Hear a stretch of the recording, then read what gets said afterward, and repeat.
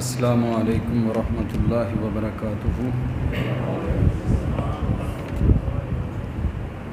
الحمد للہ نحمدہ ونستعینہ ونستغفرہ ونعوذ باللہ من شرور انفسنا ومن سیئات اعمالنا، من يهده الله فلا مضل له ومن يضلله فلا هادي له، وأشهد أن لا إله إلا الله وحده لا شريك له، وأشهد أن محمدا عبده ورسوله۔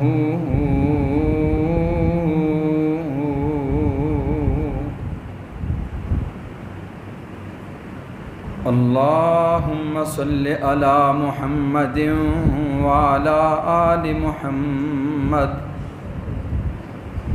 كما صليت على إبراهيم وعلى آل إبراهيم إنك حميد مجيد۔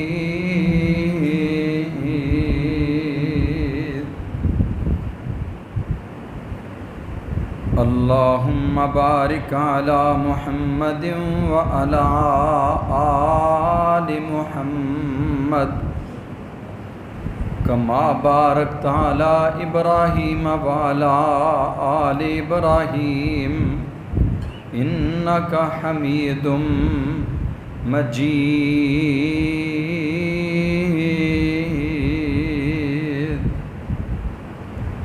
أما بعد فإن خير الحديث كتاب الله، وخير الهدي هدي محمد صلى الله عليه وسلم، وشر الأمور محدثاتها، وكل محدثة بدعة، وكل بدعة ضلالة، وكل ضلالة في النار۔ رب اشرح لي صدري ويسر لي أمري واحلل عقدة من لساني يفقهوا قولي۔ رب زدني علما، رب زدني علما، سبحانك لا علم لنا إلا ما علمتنا إنك أنت العليم الحكيم۔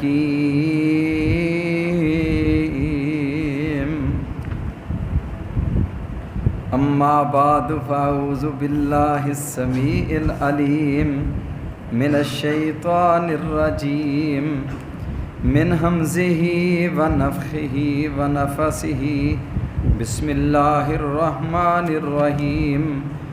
يرفع الله الذين آمنوا منكم والذين أوتوا العلم درجات۔ یرفع اللہ الذین آمنوا منکم، اللہ تعالیٰ نے ایمانداروں کو درجات اور بلندی عطا فرمائی ہے۔ ایمانداروں کا اللہ کے ہاں کتنا مقام ہے، اس کا اندازہ اس حدیث رسول سے بخوبی لگایا جا سکتا ہے۔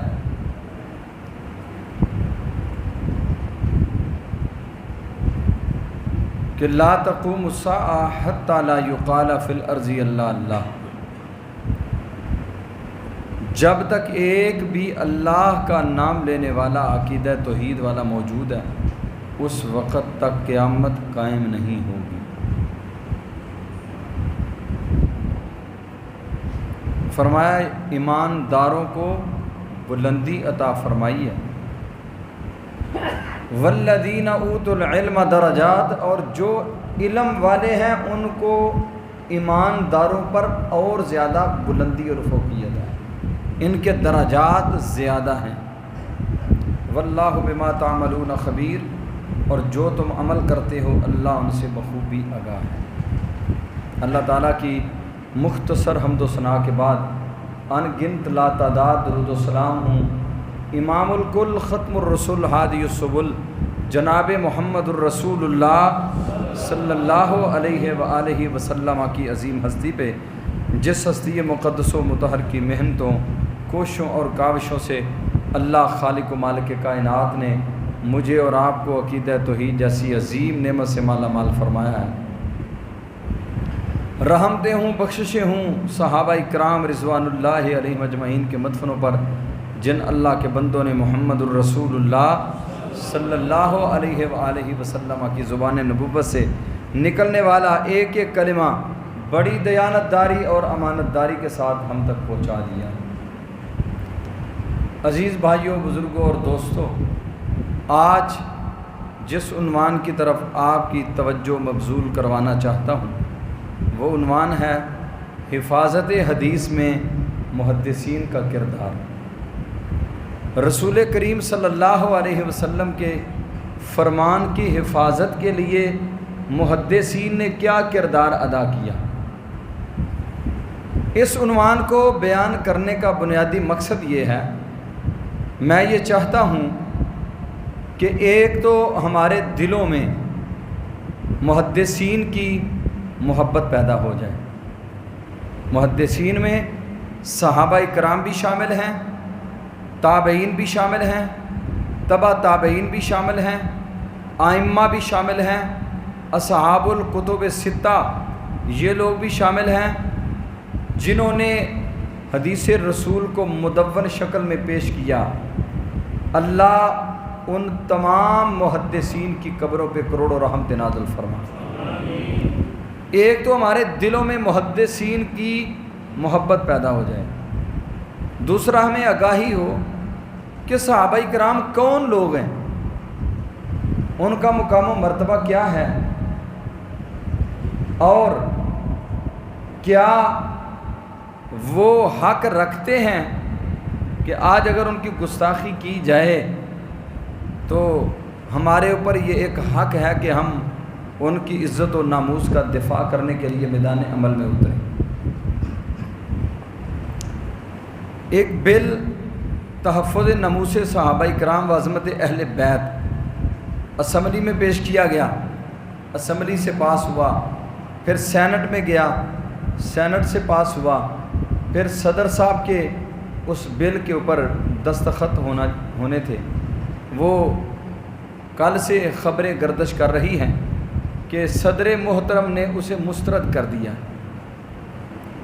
صدر کا اس کو مسترد کرنا، اس کا بنیادی اس سے یہ بات سمجھ آتی ہے کہ صدر صاحب ہمارے یہ چاہتے ہیں کہ ہمارے ملک میں صحابہ کرام کی عزت و ناموس کا دفاع نہ ہو، ہمارے ملک میں عظمت اہل بیت، نبی کریم کے اہل بیت اور نبی کریم کے صحابہ کرام کے دفاع کے لیے کوئی قدم نہیں اٹھنا چاہیے۔ یعنی جو صحابہ کو مندہ کہے، جو صحابہ کی گستاخیاں کرے، جو اہل بیت کے بارے میں زبان کھولے، اسے کوئی پوچھنے والا نہیں ہونا چاہیے۔ اور اس بل کے پاس ہونے پر سب سے زیادہ درد کی ٹیسیں کن کو اٹھیں، سب سے زیادہ تکلیف کن کو ہوئی، سب سے زیادہ پریشانی کن کو لاحق ہوئی؟ نہ اہل حدیثوں کو کوئی پریشانی لاحق ہوئی، نہ دیوبندیوں کو کوئی پریشانی لاحق ہے، نہ بریلویوں کو کوئی پریشانی ہے۔ ایک ہی طبقہ ایسا ہے جن کو پریشانی لاحق ہے، اور وہ ہے رافضی شیعہ، جن کا سارے کے سارے مذہب کی بنیاد ہی صحابہ کرام اور اہل بیت کے خلاف زبان کھولنا ہے۔ صحابہ کرام کی تنقیص اور صحابہ کرام رضوان اللہ علیہ اجمعین کے بارے میں زبان تان دراز کرنا، اور جو ذاکر جتنی زیادہ بکواس کرتا ہے اتنی ہی زیادہ عوام، شیعہ عوام کی طرف سے اسے داد ملتی ہے، اتنا ہی زیادہ اسے مضبوط اور بڑا خطیب گردانا جاتا ہے۔ اس سے پتہ چلتا ہے اس ملک کے اندر شیعت نے اپنے پنجے گاڑے ہوئے ہیں، اور صدر عارف علوی، جس کے بارے میں یہ بات معروف ہے کہ اہل حدیث ہے، عارف علوی اگر اس بل کو مسترد کر دیا تو پھر سمجھ لے کہ رب کائنات نے تجھے جنت سے بھی مسترد کر دیا ہے۔ ایک مسلمان اور مسلمان کنٹری کا مسلمان ملک کا صدر ہو اور وہ اس بل پہ دستخط نہ کرے جس کے اندر ناموس صحابہ اور عظمت اہل بیت کے دفاع کے حوالہ سے شک ہو کہ ان کو سزا ملنی چاہیے، جو صحابہ کرام کی گستاخی کرے یا اہل بیت کی گستاخی کرے، تو کیا ایسا آدمی جنت میں جانے کا اللہ رب العزت کے معاملات ہیں؟ اللہ تعالیٰ ہم سب کو معاف فرما دے، اللہ ہم سب کو معاف فرما دے۔ بظاہری کتاب و سنت کی نصوص کو مد نظر رکھتے ہوئے، اللہ کے پیارے محبوب کی حدیث کو مد نظر رکھتے ہوئے، جو صحابہ اکرام کا بغض رکھتا ہے وہ اللہ کے نبی کے متعلق بغض رکھتا ہے۔ جس نے اللہ کے نبی کے متعلق بغض رکھا اس نے نبی کریم سے بغض نہیں رکھا بلکہ اللہ سے بغض رکھا ہے۔ پھر پتہ چلا جو صحابہ کرام کا دفاع نہیں کرتا اس کے دل میں صحابہ کی عظمت نہیں، شان اور مقام نہیں ہے۔ میرے عزیز ساتھیوں، میرے دوستو، آج ہم نے یہ اندازہ کرنا ہے کہ صحابہ کرام نے، تابعین نے، تبع تابعین نے، ائمہ محدثین نے رسول کریم صلی اللہ علیہ وسلم کی حدیث کی کس طرح خدمت کی، اور آج ہمارے تک نماز پہنچی، آج ہمارے تک قرآن پہنچا، آج ہمارے تک فضائل پہنچے، آج ہمیں حج کے مناسک آتے ہیں، آج ہمیں زکوٰۃ کے مسائل سے آگاہی ہے، آج ہمیں رمضان کے مسائل سے آگاہی ہے، آج ہمیں مساجد کے مسائل سے آگاہی ہے، آج ہمیں صدقات و خیرات کے مسائل اور فضائل سے آگاہی ہے۔ اس میں بنیادی کلیدی کردار کن لوگوں کا ہے؟ صحابہ کرام رضوان اللہ علیہم اجمعین کا۔ اگر وہ دیانت داری، امانت داری کے ساتھ آپ کے فرامین کو نہ سمیٹتے تو آج وہ مسائل، آج وہ حدیثیں ہمارے تک پہنچتی نہ پہنچتی۔ اور پھر آپ نے آج اندازہ کرنا ہے کہ صحابہ کرام رضوان اللہ علیہم اجمعین نے کس قدر تندہی کے ساتھ، کس قدر مضبوطی کے ساتھ اللہ کے نبی علیہ الصلاۃ والسلام کی حدیث کی حفاظت کی اور آگے پہنچایا، اور تابعین نے، تبع تابعین نے، ائمہ محدثین نے کس قدر قربانیاں دیں۔ اور ساتھ ہم نے آج یہ بھی سوچنا ہے کہ میری زندگی میں میرے اللہ نے مجھے زندگی دی ہے اور میں نے اپنی زندگی میں خدمت حدیث کے لیے آج تک کیا کیا ہے۔ آج ہم نے اپنا محاسبہ بھی کرنا ہے اور صحابہ کرام کا کردار اور تابعین کا کردار بھی دیکھنا ہے کہ ان اللہ کے بندوں نے محمد الرسول اللہ صلی اللہ علیہ وسلم کی حدیث کے لیے کیسے کیسے قربانیاں دیں۔ سیدنا عمر بن خطاب رضی اللہ تعالیٰ عنہ کے بارے میں لکھا ہے کہ صحیح البخاری کتاب العلم کے اندر امام بخاری رحمہ اللہ تعالیٰ اس روایت کو نقل فرماتے ہیں۔ سیدنا عمر رضی اللہ تعالیٰ عنہ فرماتے ہیں، کنت انا و جار لی، میں اور میرا ہمسایہ، ہم دونوں نے، جار لی من الانصار، میرا انصار صحابہ کرام میں سے ایک انصاری اوس نامی صحابی رسول میرا ہمسایہ تھا، اور میں نے اور اس نے مل کے کھیتی باڑی کا کام کیا۔ اور ایسے ہوتا فی بنی امیہ بن یزید وہی من اوائل المدینہ، مدینہ کے آس پاس کی جو بستیاں ہیں ان بستیوں میں سے ایک بستی میں ہم نے زمین لی اور وہاں کام جو ہے نا وہ زراعت کا سلسلہ شروع کیا، اور دونوں نے وَكُنَّا نَتَنَاوَبُ النُّزُولَ، اور ہم دونوں کیا کرتے، ہم نے باریاں متعین کی ہوئی تھیں، يَنزِلُ يَوْمًا وَأَنزِلُ يَوْمًا، ایک دن کام کاج میں کروں گا، آپ نے نبی رحمت صلی اللہ علیہ وسلم کے پاس سارا دن گزارنا ہے، اور اللہ کے نبی علیہ الصلوۃ والسلام جو کچھ بیان فرمائے اسے آپ نے نوٹ کرنا ہے، یاد کرنا ہے، لکھنا ہے، اور پھر آپ نے وہ واپس آ کے مجھے بھی یاد کروانا ہے۔ حضرت عمر کہتے ہیں ایک دن میں جاتا، سارا دن کشانہ نبوت پہ گزارتا اور اللہ کے پیارے حبیب علیہ الصلوۃ والسلام سے حدیث رسول سیکھا کرتا۔ ایک دن وہ میرا انصاری بھائی جاتا اور میں کام کاج نپٹاتا۔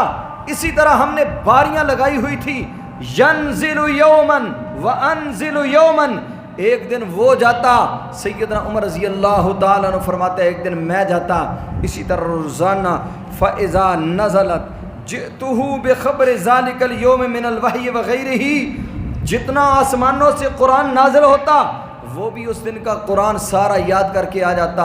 اللہ کے پیارے حبیب علیہ الصلاۃ والسلام جو کچھ فرامین جاری فرماتے وہ بھی یاد کر کے واپس آ جاتا۔ شام کو آ کے سارا کچھ ہم ایک دوسرے کو یاد کرواتے۔ اسی طرح سیدنا عمر رضی اللہ تعالی عنہ فرماتے ہیں میں نے دین کا علم سیکھا اور میرے اس انصاری بھائی نے رسول کریم صلی اللہ علیہ وسلم کی حدیث کی خدمت کی۔ آج کاروبار آپ بھی کرتے ہیں، میں بھی کرتا ہوں، دیگر دوستوں اب آپ بھی کرتے ہیں، فیکٹریاں، کارخانے، جناب مزدوریاں، تجارتیں، دکانداریاں، لیکن ہماری زندگی صرف کاروبار کی نظر ہو گئی، ہماری زندگی دکانداری کی نظر ہو گئی، ہماری زندگی کارخانے کی نظر ہو گئی، ہماری زندگی تجارت کی نظر ہو گئی۔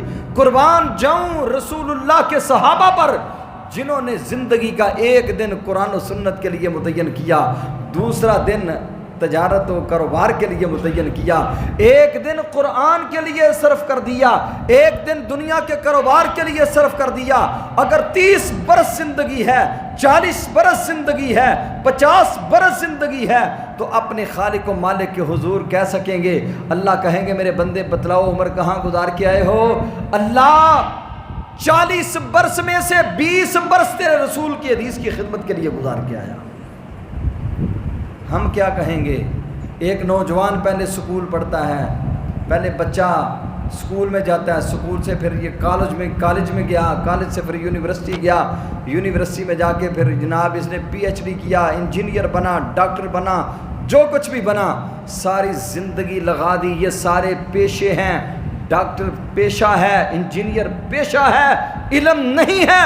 علم صرف قرآن کا علم ہے اور محمد رسول اللہ کی حدیث کا علم ہے۔ میرے بھائیوں اگر ساری زندگی میں یہی کچھ ہی سیکھا تو قیامت کے دن اللہ کے ہاں کیا پیش کرنا ہے؟ یہ لمحہ فکریہ ہے آپ میرے اور آپ کے لیے کہ ہم نے اپنی زندگی میں کیا کھویا کیا پایا۔ وہ تو ایک دن سیکھتے ایک دن کاروبار کرتے، ایک دن حدیث سیکھتے ایک دن کاروبار کرتے، ایک دن قرآن سیکھتے ایک دن کاروبار کرتے، اور ہم ساری زندگی میں قرآن نہ سیکھ سکے۔ ساری زندگی میں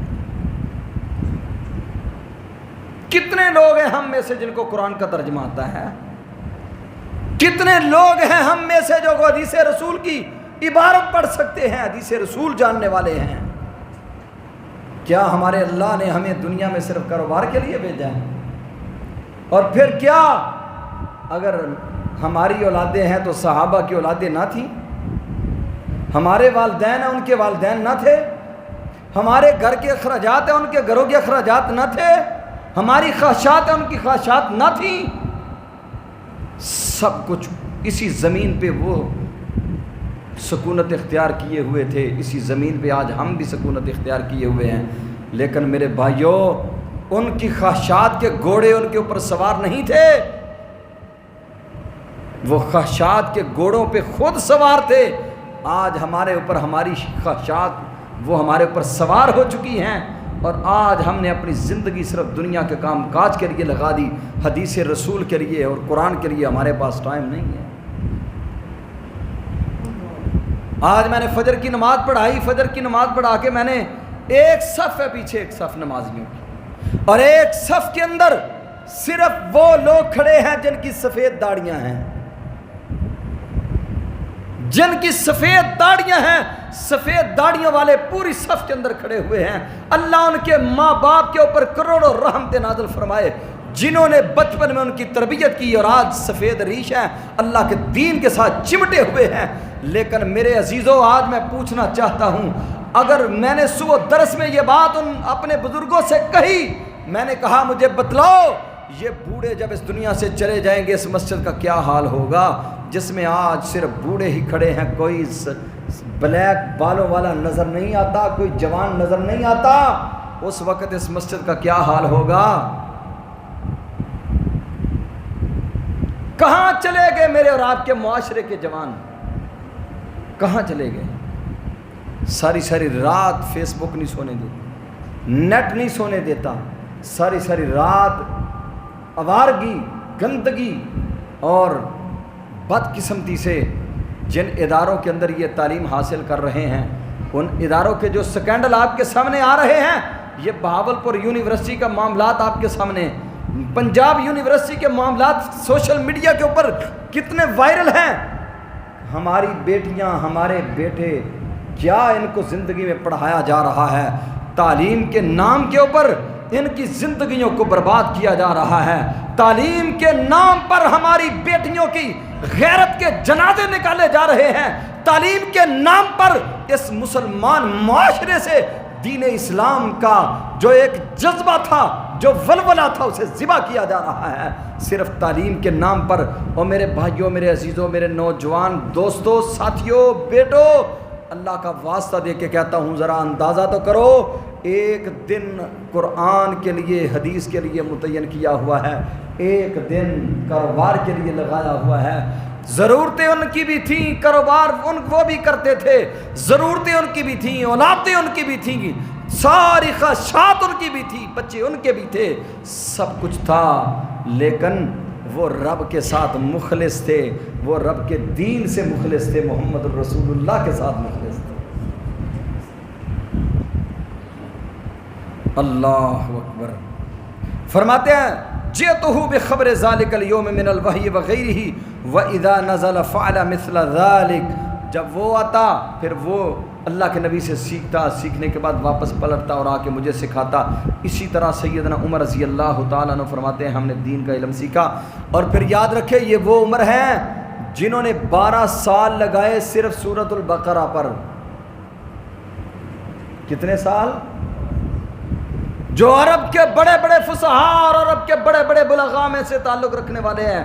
عمر بن خطاب رضی اللہ تعالیٰ عنہ جو قرآن سمجھنے والے عربی خلص العرب تھے، جن کی مادری زبان ہی عربی تھی، عربی زبان کی اونچ نیچ کو جاننے والے، عربی زبان کے جناب تمام اس کے دریچوں کو بھی جاننے والے، لیکن 12 سال کے اندر صرف سورۃ البقرہ یاد کی ہے اور حفظ کی ہے اور اس کا ترجمہ تفسیر پڑھی ہے.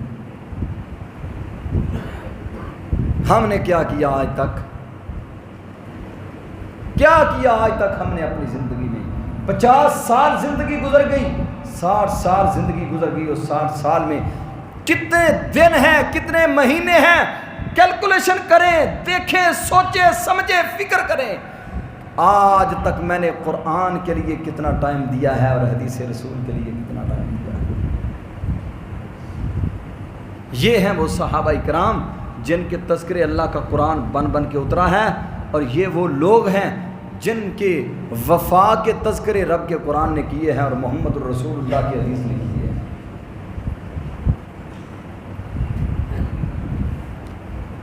سیدنا عبداللہ ابن عباس رضی اللہ تعالیٰ عنہ کے بارے میں آتا ہے، حضرت عبداللہ ابن عباس کہتے ہیں میں ابھی نوجوان تھا، قبض رسول اللہ وانا شاب، اللہ کے پیارے حبیب علیہ الصلوۃ والسلام فوت ہو گئے اور میں ابھی جوان تھا، ابھی ابھرتی ہوئی جوانی تھی، شباب فراواں تھی. تو میں نے ایک انصاری نوجوان سے کہا کہ بھائی آپ ایسے کریں، ہلما فلنسأل اصحاب رسول اللہ، آؤ اللہ کے پیارے حبیب علیہ الصلوۃ والسلام تو دنیا سے چلے گئے اور آپ صلی اللہ علیہ وسلم کی حدیثوں کو یاد کر لیں. اس انصاری نوجوان نے میرے عزائم کو سرد کرنے کی کوشش کی. مجھے کہنے لگا عبداللہ آپ نے کون سے بڑے بڑے محل تیار کیے ہوئے ہیں سوچور کے کہ میں بہت بڑا عالم بن جاؤں گا. سنو، فینا صحاب رسول اللہ، ہم میں بڑے بڑے کبار صحابہ کرام موجود ہیں اور آپ کو کوئی مسند تدریس پہ نہیں بیٹھنے دے گا. عبداللہ ابن عباس کہتے ہیں میں نے اس نوجوان کو وہاں ہی چھوڑا اور ایک ایک انصاری کے دروازے پہ دستک دی، ایک ایک انصاری کے دروازے. اپنے آس پاس تھوڑی سی توجہ کیا کریں، جو سوئے ہوتے ہیں ان کو اٹھا دیا کریں، کیونکہ یہ اتنی محنت کوشش آپ کے لیے کر کے آتا ہوں. اور جو سوئے ہوئے ہوتے ہیں اللہ غریق رحمت فرمائے، سید عبد الغنی شاہ رحمہ اللہ تعالی، وہ فرمایا کرتے تھے کڑا مودہ ہوئے رحمتی بارش جنی مرضی پہ وہ دے تو کوئی چھٹو دے جانی نہیں. ایک جمعہ پڑھنا ہوتا ہے اور وہ بھی سو کے گزار دیں، کس قدر بدقسمتی ہے. اس لیے ذرا اپنے آپ کو جمعے والے دن حشاش بشاش رکھا کریں اور جو بیان ہوتا ہے اس کو سنیں، سمجھیں، اور پھر اپنے اوپر ایک ذمہ داری، اس ذمہ داری کا احساس کریں کہ جو میں نے سنا ہے یہ میں نے آگے بھی پہنچانا ہے۔ عبداللہ ابن عباس کہتے ہیں میں نے ایک ایک انصاری کے دروازے پہ دستک دی، فَإِنْ أَجِدُهُ قَائِلًا، اگر مجھے پتہ چلتا گھر والا قیلولہ کر رہا ہے، میں اس کو یہ نہیں کہا کرتا تھا کہ اٹھاؤ اسے بتلاؤ نبی صلی اللہ علیہ وسلم کے چچا کا بیٹا آیا ہے آپ کے دروازے پہ، اٹھا دو اس کو اگر سویا ہوا ہے تو۔ نہیں، فرماتے ہیں میں اتوسد ردائی علی بابہ، اس کے دروازے کے سامنے چادر بچھا کے بیٹھ جاتا تھا،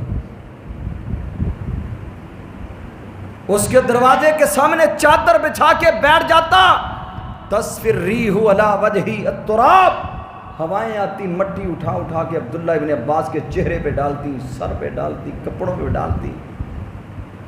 جب گھر والا اپنی مرضی سے گھر سے باہر نکلتا اور اپنے دروازے کے سامنے ایک بیٹھا ہوا بیکاری کی طرح عبداللہ ابن عباس کو دیکھتا اور کہتا یبن ام رسول اللہ اللہ ارسلت الی احدا انا آتی علی بابک، اے اللہ کے نبی کے چچا کے بیٹے، آپ مجھے پیغام بھیجتے، میں آپ کے دروازے پہ آ جاتا اور میں کہا کرتا تھا انا احق ان آتی علی بابک، میرا زیادہ حق ہے کہ میں آپ کے دروازے پہ آؤں۔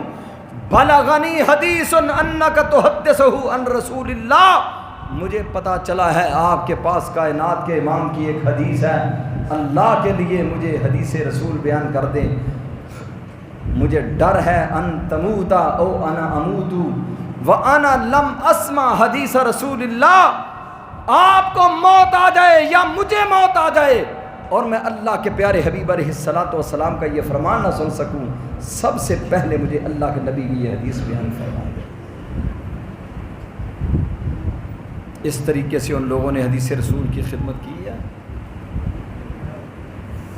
آج ہمارے بچے مدارس کے اندر قالینوں کے اوپر بیٹھ کے اچھا کھانا، اچھا لباس، سب کچھ اچھا، اس کے باوجود وہ نکھار نہیں جو صحابہ اکرام رضوان اللہ علیہ مجمعین اور محدثین اعظام میں نکھار تھا۔ اللہ کے پیارے حبیب علیہ الصلوۃ والسلام کی حدیث کو سیکھنے کے حوالہ سے عام لوگ تو عام ہیں۔ میرے عزیزوں، کبھی ہم نے ایسے کو کوشش کی ہے؟ اور یاد رکھو اپنے آپ کو کسی ایک ادارے کے ساتھ اٹیچ کر کے رکھیں، خدمت حدیث میں اپنا تعاون شامل کیا کریں۔ یہ جو مدارس کے طلباء حدیث پڑھنے والے ہیں، آپ کے اس ملک کے اندر تعلیم کا بجٹ پیش ہوتا ہے، ہر چیز کا بجٹ پیش کیا جاتا ہے، صرف ایک مساجد اور مدارس ہیں جن کا لیے اس ملک میں بجٹ نہیں ہے۔ علماء کو لوگ بڑی زبانیں کھولتے ہیں علماء کے بارے میں، بڑی بد زبانی بات لوگ کرتے ہیں علماء کے بارے میں، اور بڑی زبانیں کھولتے ہیں مدارس کے بارے میں۔ یقین جانو اگر مدارس نہ ہوتے تو آج آپ کے پاس علماء نہ ہوتے، اور اگر علماء آپ کے پاس نہ ہوتے تو پھر آپ کے پاس اللہ کا دین بھی نہ ہوتا۔ اپنے علماء کے لیے دعائیں کیا کریں، مدارس والوں کے لیے جو مدرسوں میں مساجد میں قرآن کی کلاسیں لگی ہوئی ہیں، حدیث کی کلاسیں لگی ہوئی ہیں، ان کے لیے دعائیں کیا کریں، جو اگر کبھی خرچ کرنا پڑ جائے تو خوش دلی سے دین کے طالب علموں کے اوپر صرف کر لیا کرو، یہ بھی بہت بڑی خوش قسمتی ہے۔ اگر آج علماء نہ ہوتے، مدارس نہ ہوتے، کہاں سے ائمہ آپ کو میسر آتے؟ آپ کے ملک میں تو اس کے لیے کوئی تیاری نہیں ہے، ان کے لیے تو بجٹ ہی نہیں ہے، نہ مسجدوں کے لیے بجٹ، نہ مدارس کے لیے بجٹ۔ بجٹ کن کے لیے ہے؟ ان حرام خوروں کے لیے ہیں جو قوم کا خون چوس رہے ہیں اور اپنے لیے ہر طرح کی سہولتیں، آسانیاں، اور آج قوم پس رہی ہے، مہنگائی کے گرداب کے اندر قوم غوطے کھا رہی ہے، اور انہیں رائی کے دانے کے برابر شرم اور حیا نہیں آتی۔ جو آتا ہے وہ پہلے سے بڑا مضبوط کوڑا لے کے آتا ہے، جو آتا ہے پہلے سے بڑھ کر مضبوط کوڑا مہنگائی کا لے کے آتا ہے، اور آتے ہی اس قوم پر مہنگائی کے کوڑے برسانے شروع کر دیتا ہے۔ میرے عزیز دوستوں، میرے ساتھیوں، یہ ہیں صحابہ اکرام جنہوں نے بیکاریوں کی شکلوں میں بھی اللہ کے پیارے حبیب علیہ الصلوۃ والسلام کی حدیث کی خدمت کی ہے۔ کبھی ہم سوچیں ایسے ہم بیٹھ سکتے ہیں؟ کسی کے دروازے، کسی عالم دین اور کسی محدث کے دروازے پہ جا کے کبھی بیٹھے ہیں؟ ہمارے پاس تو انخ ہی بہت ہے، ہمارے پاس تو انانیت ہے۔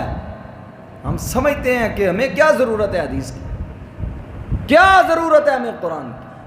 اگر ہم نے یہ ضرورت محسوس کی ہوئی ہوتی، آج ہماری مسجدیں ویران نہ ہوتی، آج ہماری مسجدیں ویران نہ ہوتی اگر یہ ضرورت ہم نے محسوس کی ہوئی ہوتی۔ فجر کی نماز کے بعد ترجمہ کلاس ہوتی ہے۔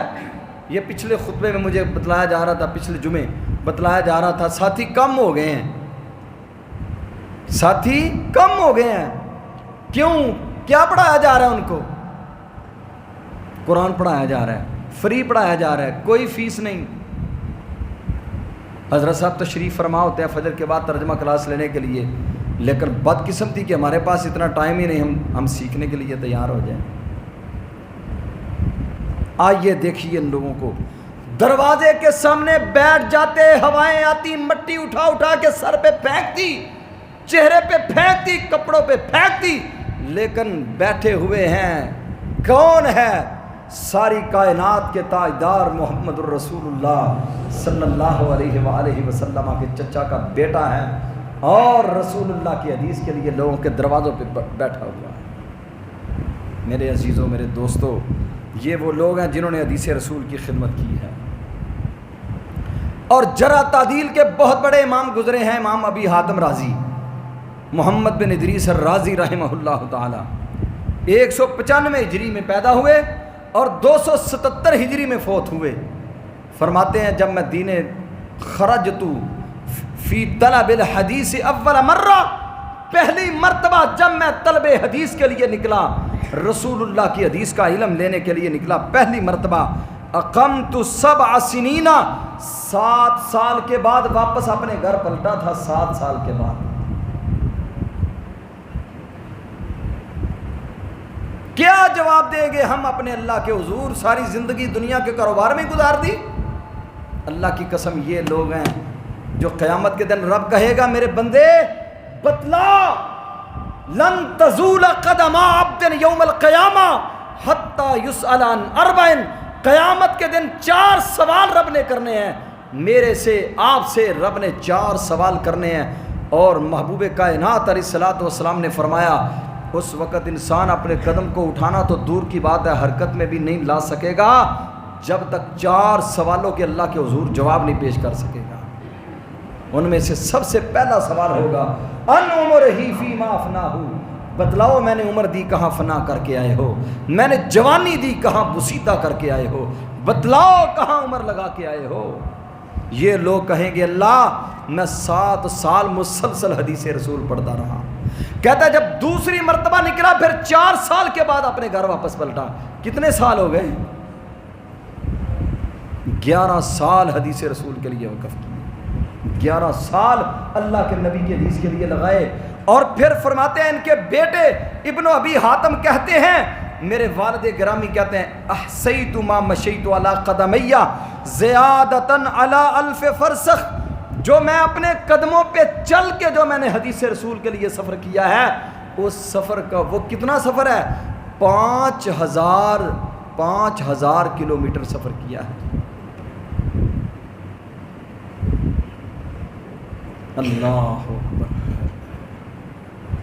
اور فرماتا ہے یہ تو مجھے معلوم ہی نہیں کہ میں نے مکہ سے مدینہ تک حدیث کے لیے کتنا سفر کیا، کتنی مرتبہ کیا، یہ مجھے معلوم ہی نہیں ہے۔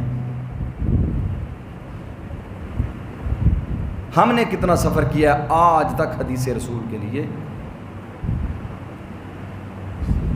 کتنا وقت دیا ہم نے نبی کی حدیث کے لیے؟ کتنا وقت دیا ہم نے قرآن کے لیے؟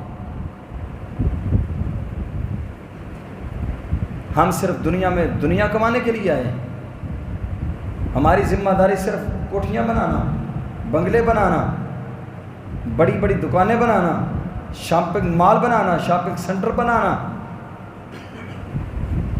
بڑے بڑے کاروباری بن کے دنیا میں رہنا، اس لیے ہم آئے ہیں، اللہ نے ہمیں اس لیے بھیجا ہے، یہ ہماری ذمہ داریاں ہیں۔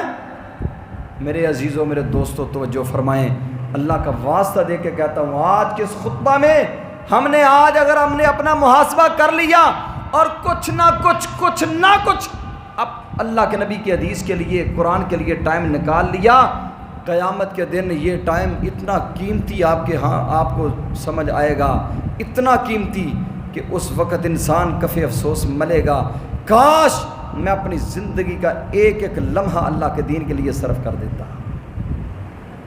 لیکن اس وقت کا کف افسوس ملا ہوا کسی کام کا نہیں ہوگا، اس وقت دوبارہ موقع بھی میسر نہیں آ سکے گا۔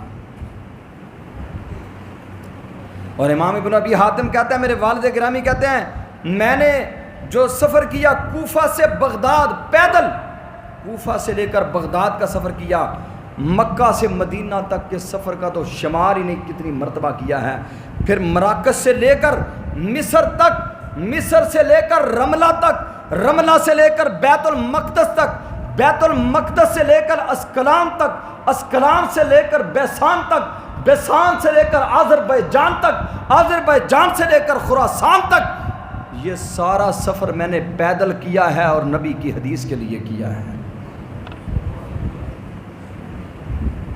یہ لوگ پاگل نہیں تھے، معاذ اللہ، شدائی نہیں سنے، ہم سے زیادہ عقل مند تھے، ہم سے زیادہ خوبرو تھے، ہم سے زیادہ جوان تھے، ہم سے زیادہ نازک تھے، ہم سے زیادہ عزتوں والے تھے، لیکن اپنی ساری عزتیں، اپنی ساری عظمتیں صرف اللہ کے قرآن میں سمجھتے تھے اور محمد الرسول اللہ کی حدیث میں سمجھتے تھے۔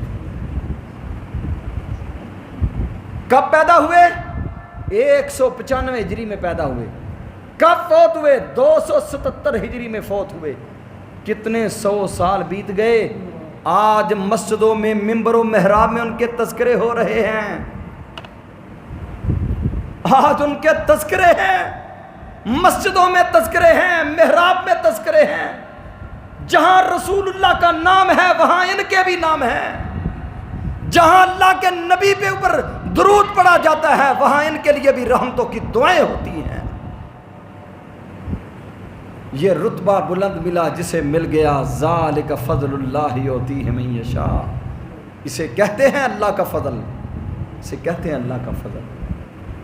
آج موت آ جائے، کہاں ہوگا تذکرہ ہمارا؟ کہاں ہوگا تذکرہ؟ اتنی دیر جتنی دیر تک آپ کی اولاد ہے وہ تذکرہ کرے گی، اولاد گئی آپ کے تذکرے بھی گئے، قربان چاہوں ان کی اولادوں کا پتہ ہی نہیں، آج ان کے تذکرے، رجال کی ہسٹری موجود ہے، 5 لاکھ آدمی کا تذکرہ رجال کی کتابوں کے اندر موجود ہے، جنہوں نے رسول اللہ کی حدیث کے لیے اپنی زندگیوں کو وقف کیا اور رسول کائنات اور اسلام کے فرامین کے لیے اپنی پوری زندگی کھپا دی۔ آج ان کا تذکرہ کب پیدا ہوئے، کب فوت ہوئے اور کہاں کہاں گئے، یہ آپ کے سامنے میں بیان نہیں کر رہا، کہاں سے بیان کر رہا ہوں، ان کے تذکرے ہیں۔ اور میں نے ایک دن کاموں کی میں ایک درس دیا اور میں نے کہا بتلاؤ سید عبدالغنی شاہ کون کون جانتا ہے؟ اللہ ان کی قبر پہ کروڑوں رحمتیں نازل فرمائے۔ تقریباً 60 سال کے قریب کا عرصہ ہو گیا شاہ صاحب کو، یا 50 سال کا قریب عرصہ ہو گیا ان کو فوت ہوئے۔ میری عمر ابھی 50 سال نہیں ہوئی۔ میں نے کہا کاموں کی میں خطیب تھے، بتلاؤ شاہ صاحب کو کون کون جانتا ہے؟ بچوں نے بھی ہاتھ کھڑے کر لیے، جوانوں نے بھی ہاتھ کھڑے کر لیے، بوڑھوں نے بھی کھڑے کر لیے۔ پھر میں نے کہا مجھے بتلاؤ اس وقت ایم پی اے کون تھا کاموں کی میں، ایم این اے کون تھا، انجمن تاجرہ کا صدر کون تھا، سبز منڈی کے اندر سب سے بڑا آڑتی کون تھا، غلہ منڈی کا سب سے مضبوط آڑتی کون تھا؟ لاؤ ایک نام پیش کرو، کوئی نام نہیں، کوئی نام نہیں۔ اور سید عبدالغنی شاہ کی کوئی اولاد نہیں، نہ کوئی بیٹا ہے، نہ بیٹا ہے، نہ بیٹی ہے۔ اللہ ان کے مرکت پہ کروڑوں رحمتیں نازل فرمائے۔ اس اللہ کے بندے کے آج بھی تذکرے باقی ہیں۔ کیوں باقی ہیں؟ جنہوں نے حدیث رسول کے لیے اپنے آپ کو وقف کر دیا، میرے محبوب کی دعاؤں کے مستحق ٹھہر گئے۔ نظر اللہ عمران سمع مقالتی فحفظها ووعاها واداها۔ اے اللہ میں تیرا رسول، تیرا حبیب تجھ سے دعا کرتا ہوں، جس نے میری حدیث سے محبت ڈال لی اللہ قیامت تک اس کے تذکرے نہ مٹنے دینا، اس کے لیے رحمتیں، بخششیں، مغفرتوں کی دعائیں کرواتے ہی رہنا، اور اللہ کی قسم ان کے لیے دعائیں ہو رہی ہیں۔ امام ابن ابی حاتم رحمہ اللہ تعالیٰ فرماتا ہے اتنے سفر کیے میں نے رسول اللہ صلی اللہ علیہ وسلم کی حدیث کی۔ اور امام عطا بن ابی ربا، کون ہے عطا بن ابی ربا؟ اللہ اکبر، مروان بن حکم کا دور ہے، بیت اللہ الحرام میں بیٹھے ہوئے ہیں اور درس حدیث دینے کے بعد سوال و جواب کی نشست ہو رہی ہے۔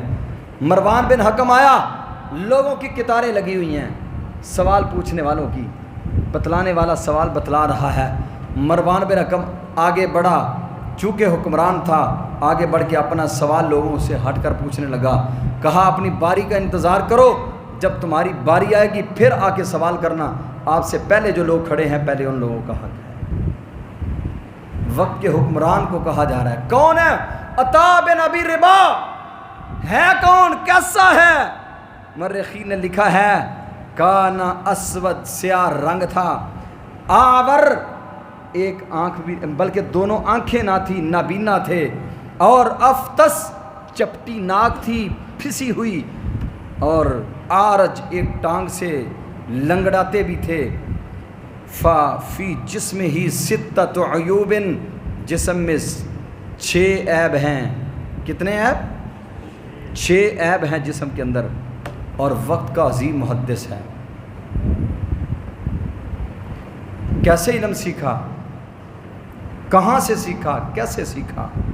امام ذہبی سیر اعلام النبلاء کے اندر لکھتے ہیں کہ سیدنا عطا بن ابی ربا کے بارے میں امام ابن جرید رحمہ اللہ تعالی بیان فرماتے ہیں، کان المسجد فراش عطا 20 سنہ، 20 سال تک اللہ کے گھر میں بستر لگا کے رکھا ہے۔ 20 سال اپنے گھر کو چھوڑا اور اللہ کے گھر میں بستر لگا کے محدثین سے علم سیکھا ہے۔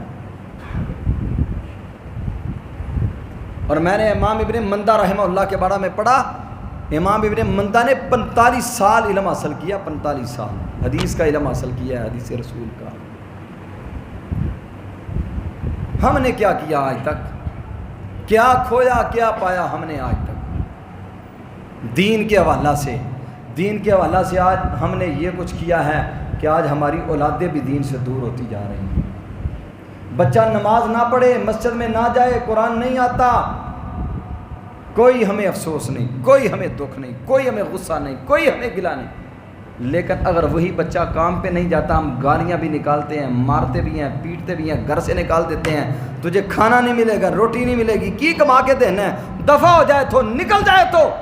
لیکن اگر دین کے ساتھ وہ بچہ منسلک نہیں تو کبھی سوچ ہی نہیں ہمیں آئی کہ بیٹو آپ کی زندگی اللہ کو بھی مطلوب ہے، اللہ کے پیارے حبیب کی حدیث کے لیے بھی زندگی مطلوب ہے۔ کیا کیا ہے حدیث رسول کے لیے ہم نے آج تک؟